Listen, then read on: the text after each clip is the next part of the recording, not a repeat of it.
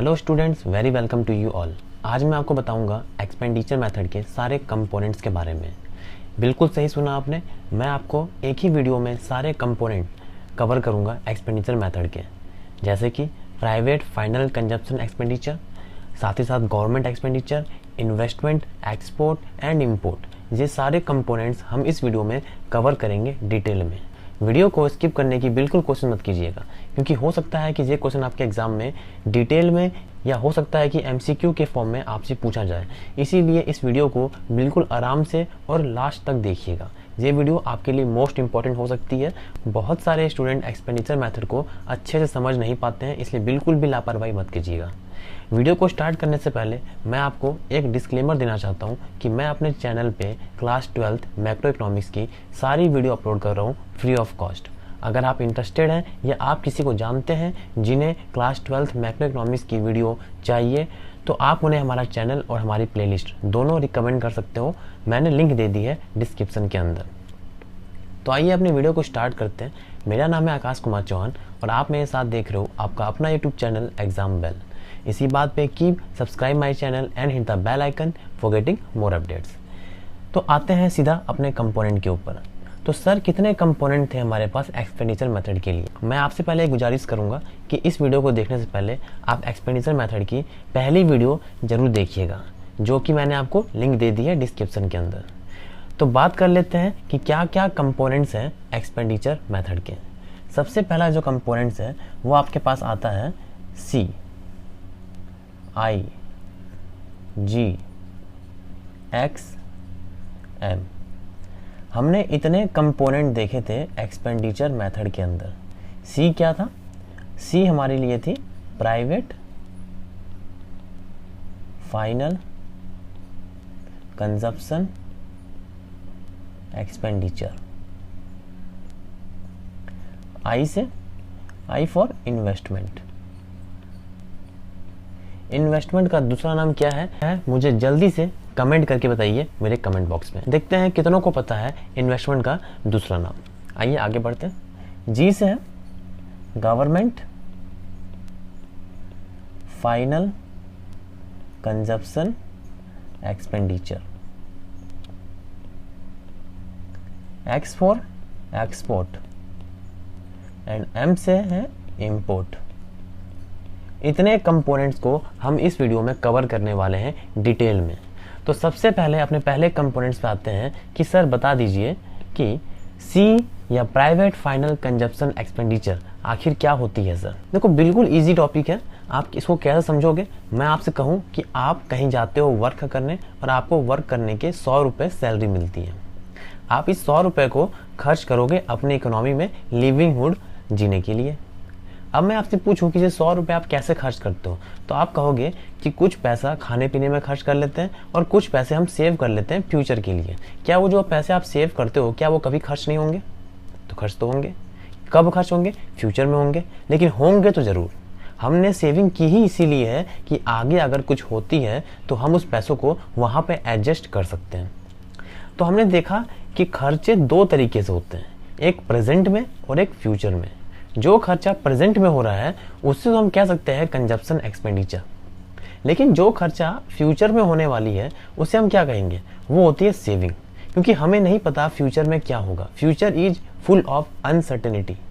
तो हम उस अनसर्टेनिटी को सर्टेन करने के लिए या कवर करने के लिए हम पैसों को आज जोड़ना स्टार्ट करते हैं। वो पैसा कहलाता है सेविंग, कि उस पैसों को हम बाद में खर्च करेंगे। तो हमने ये देखा कि इसे डिवाइड कर सकते हैं। जो पहला पार्ट है वो क्या कहलाएगा? वो कहलाएगा personal consumption expenditure.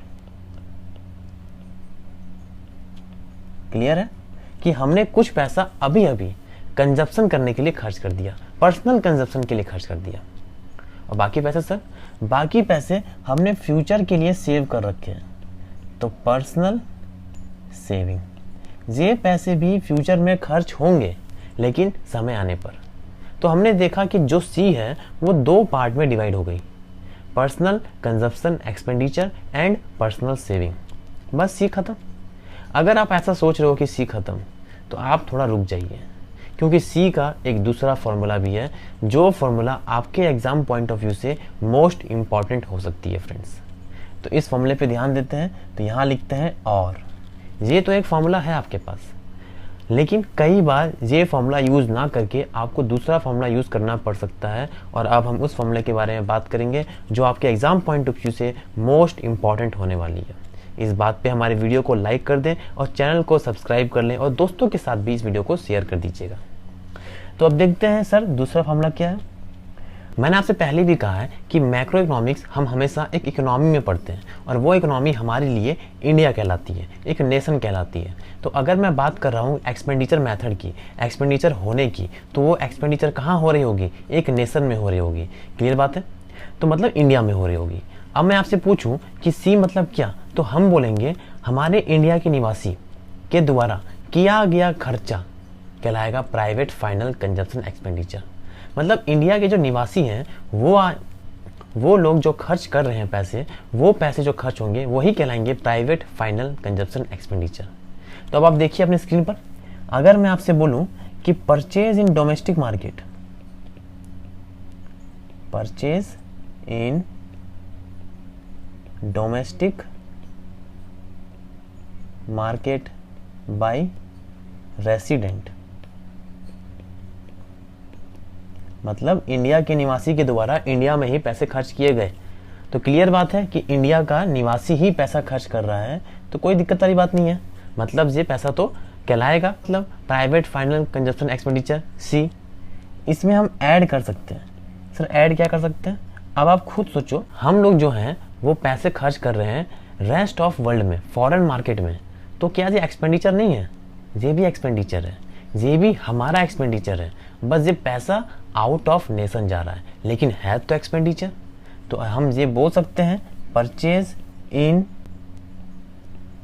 Abroad market by resident.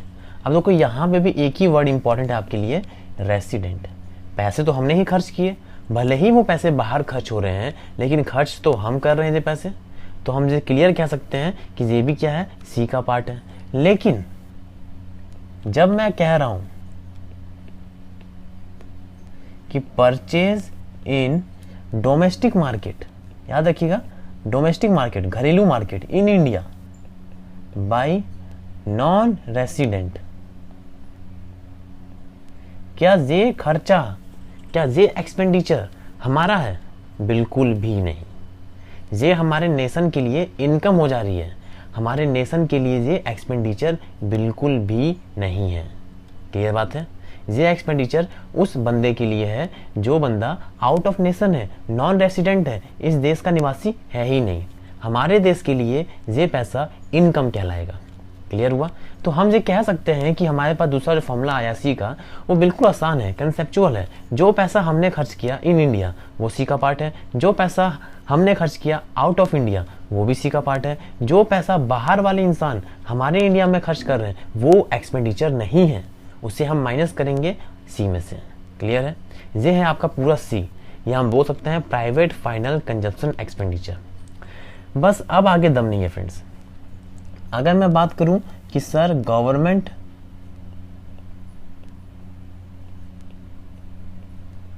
Final consumption expenditure क्या है, तो ये बहुत आसान सी चीज़ है, सीधी बात है। गवर्नमेंट पैसे कहाँ खर्च करती है? गवर्नमेंट पैसे खर्च करेगी खुद कुछ खाने पीने में, मतलब consumption of goods and services. साथ ही साथ वो गवर्नमेंट एम्प्लॉय को वेजेस सैलरी प्रोवाइड करेगी, मतलब कंपनसेशन ऑफ एम्प्लॉय देगी। इसके अलावा वो कुछ भी नहीं देती। मतलब हम ये बोल सकते हैं कि government final expenditure, government final consumption expenditure क्या है? तो हम सीधा बोल सकते हैं कि purchase of goods and services, government purchase goods and services, और इसमें हम ऐड कर सकते हैं COE, कंपनसेशन ऑफ एम्प्लॉय। याद रखिएगा पेड बाय, ये सारा COE नहीं, ओनली दो COE which are paid by government. तो अगर आपसे कोई पूछे जी का मतलब क्या है, गवर्नमेंट फाइनल कंजप्शन एक्सपेंडिचर क्या है, तो हम बोलेंगे government purchase goods and services plus COE paid by government. ये दोनों खर्चे कहलाएंगे एक्सपेंडिचर ऑफ गवर्नमेंट। क्लियर है। अब अगर हम बात करें आई की, आई फॉर इन्वेस्टमेंट। इन्वेस्टमेंट का दूसरा नाम क्या है, मैंने आपसे पूछा था कमेंट बॉक्स में, मैं उसको डिस्क्लोज कर देता हूं। इसका दूसरा नाम है कैपिटल फॉर्मेशन। तो देखते हैं कितनों का आंसर सही हुआ है। कितनों ने कहा कि इन्वेस्टमेंट मीन्स कैपिटल फॉर्मेशन होती है। तो इन्वेस्टमेंट क्या होती है, इसके ऊपर हमने एक सेपरेट वीडियो बना रखी है, तो आप हमारी वो वीडियो कंसीडर कर सकते हो।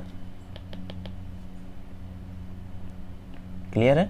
तो इसके ऊपर एक सेपरेट वीडियो है, मैंने लिंक दे दी है डिस्क्रिप्शन में, तो आप उसे कंसीडर कर सकते हो कि कैपिटल फॉर्मेशन और इन्वेस्टमेंट क्या होती है, क्या इंपैक्ट है उसका नेशनल इनकम के ऊपर।